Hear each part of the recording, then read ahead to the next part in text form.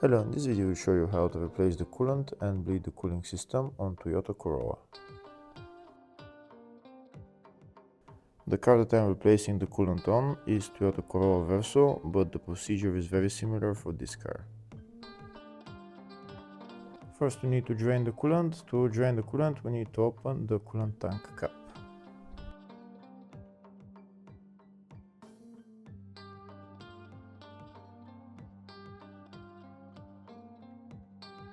Next we're going to drain the coolant. On some cars the radiator has a drain plug, on others it doesn't have.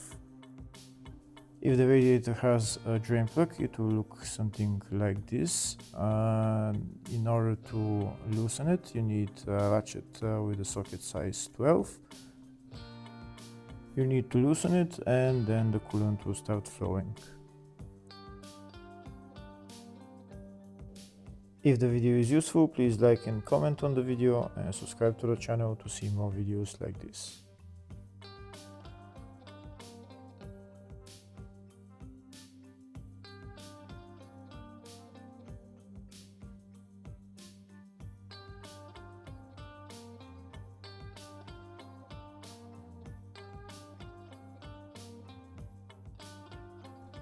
Here you can see it started flowing, and when the coolant stops flowing, then you can close off the drain plug.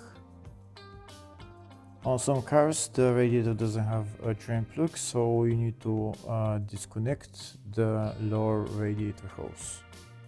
This is the lower radiator hose right there. You need to move this metal clamp and then take out the hose.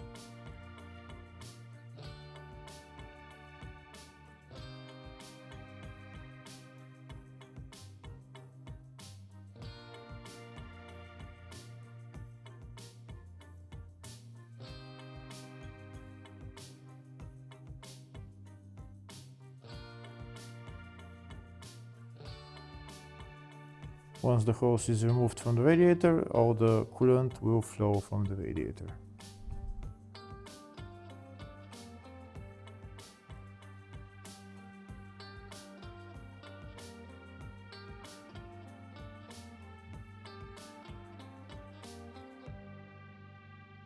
Once all the coolant has been drained, then you can put the radiator hose back on and put the metal clamp back on.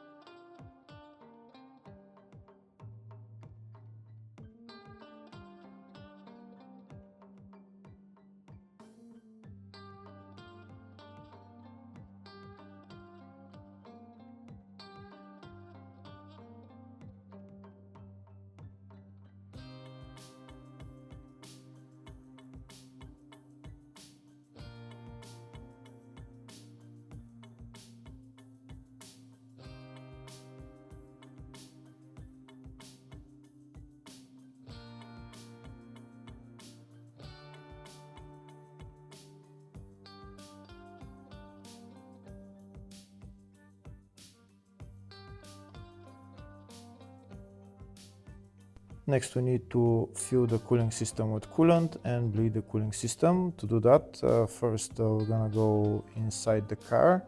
We're going to turn the ignition on and then go to the heater and set the heater to the maximum temperature and the blower motor to the lowest setting.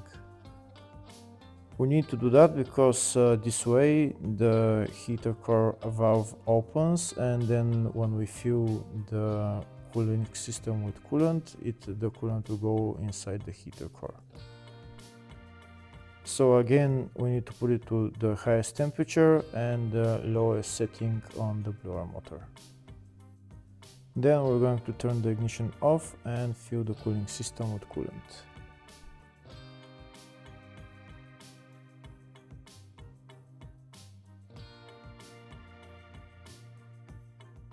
So we've already removed the coolant tank cap. Now I'm going to put the funnel in there and I'm going to start pouring coolant into the cooling system.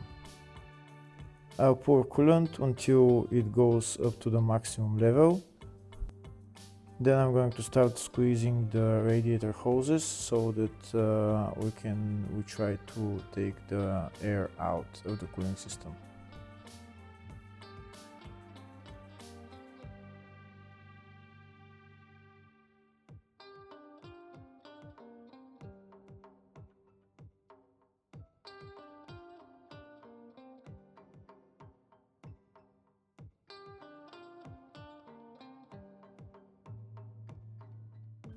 I think the cooling system now is full, the coolant is up to the maximum level, so now I'm going to start squeezing the radiator hoses. I'm going to squeeze the upper hose and the lower hose.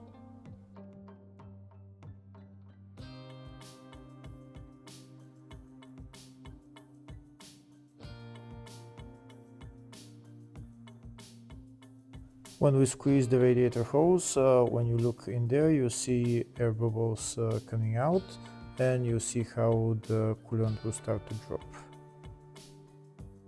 You should squeeze the radiator hose for a minute or so, and then fill the coolant tank again to the maximum level.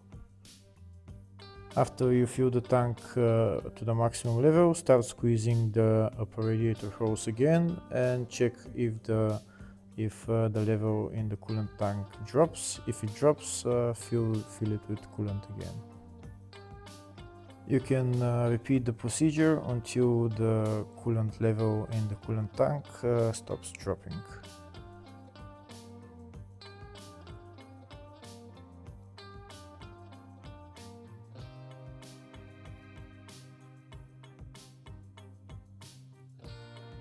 We can see the coolant tank is up to the maximum level, so now we're again going to squeeze the upper radiator hose and see if the level drops again.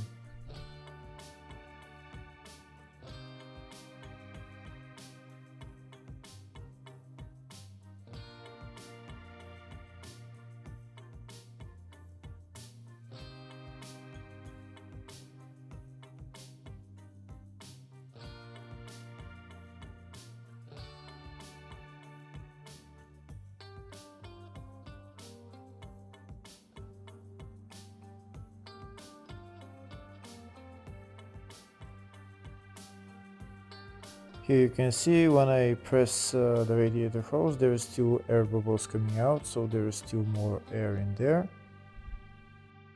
Once the coolant level in the coolant tank doesn't drop anymore, we're gonna go inside the car and start the car.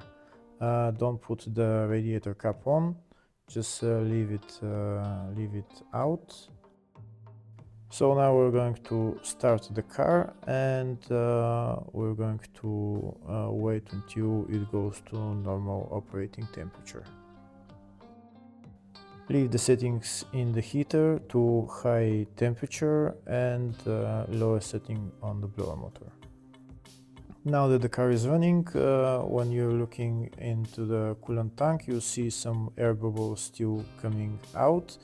You might want to squeeze the upper radiator hose again for a couple of minutes, just to help it bleed the cooling system. Now the car has run for about 10-15 minutes, and the operating temperature is rising. We can see that the level in the coolant tank has dropped. Since the level in the coolant tank has dropped, I'm going to pour some coolant in there, and I'll make it to the maximum level on the coolant tank.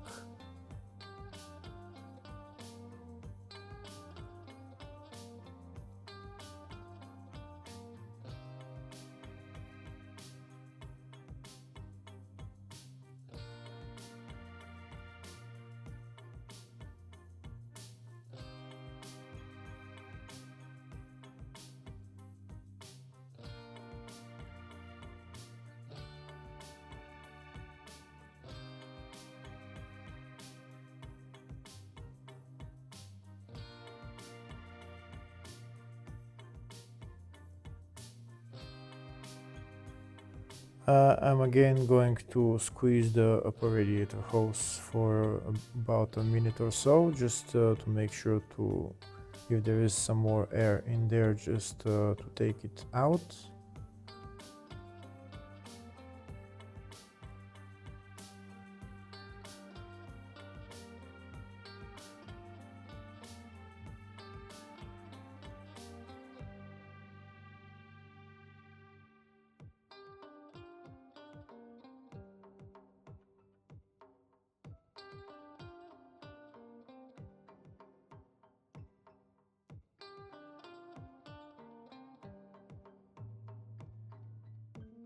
We can see there is coolant in the tank. It's at the maximum level, so now I'm gonna go inside the car and I'm going to rev the engine for about a minute or so, a minute or two. You know when the cooling system has been bled. When the cooling system has been bled, then the heating will start to blow hot air. If there is still air in the cooling system, the heating will blow cold air. When it has been bled 100%, it will start blowing hot air. To make it faster for the engine to go to normal operating temperature, I am revving the engine, and once it's at normal operating temperature, it should start blowing hot air.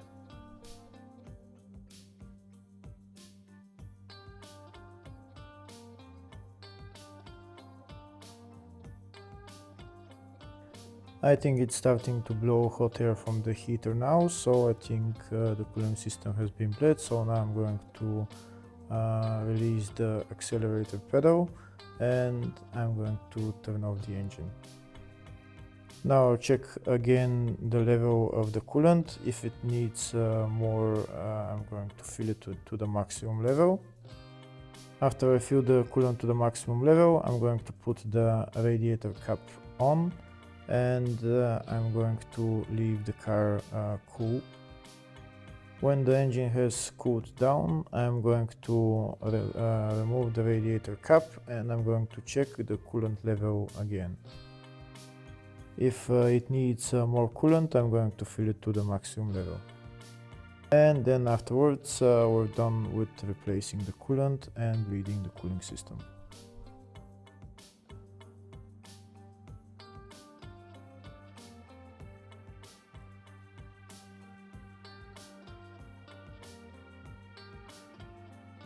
Next I will show you the exact procedure in writing, step by step, of how to bleed the cooling system on this car. Hopefully the video was helpful. Please like and comment on the video and subscribe to the channel. Thank you.